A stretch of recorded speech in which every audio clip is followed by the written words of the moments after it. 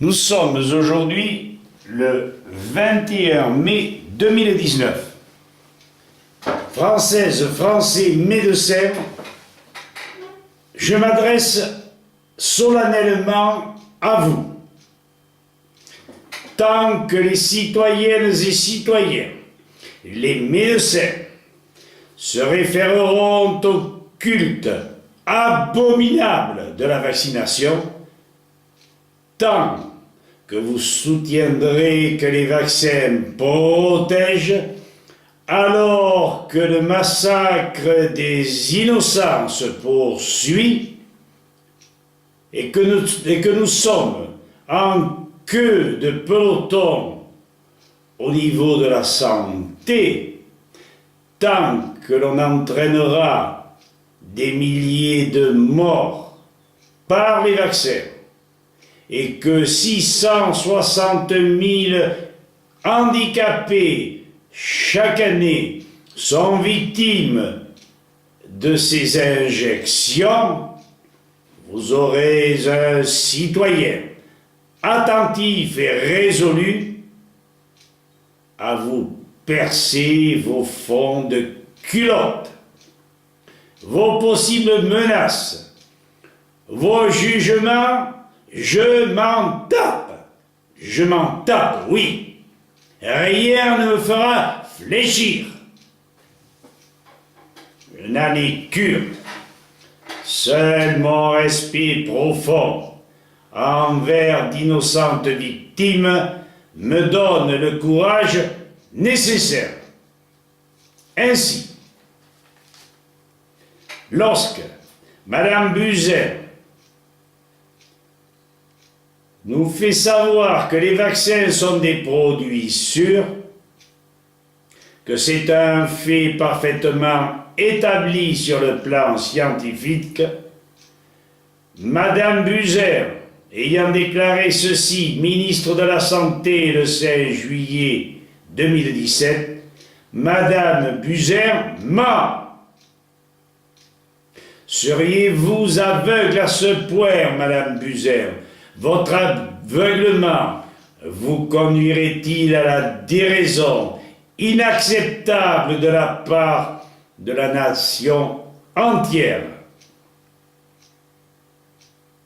Nous serions auteurs d'un mensonge de plus ou des héros de nos consciences durement entamées? Voici pourtant notre cas mortel des vaccins parmi des milliers, communiqués par la Ligue. Parents, n'oubliez surtout pas. Et je lis. L'enfant MEB, vacciné à 16h30 par la PMI, heure déclarée de la mort 3h du matin, heure estimée par les médecins le lendemain.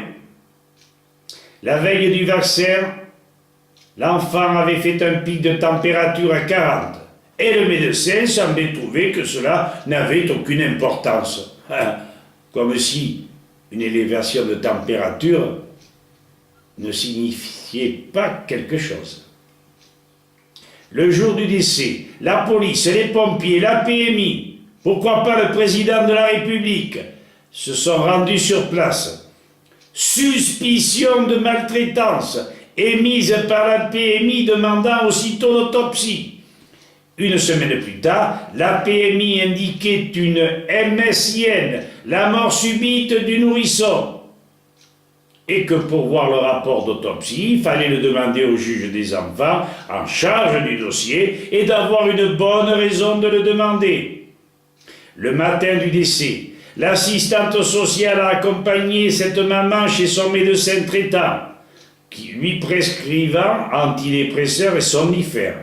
La maman ignorait qu'elle était enceinte et faisait une fausse couche dans les jours qui suivirent. 8 jours plus tard, connaissant les conclusions de l'autopsie, le médecin lui confia que dans ce décès, le prévenard était en cause. Quelques années plus tôt, il avait dû réanimer son propre enfant dans l'ambulance qui la menait au service de soins intensifs. Il n'est pas noté la raison pour laquelle on l'a menée aux soins intensifs.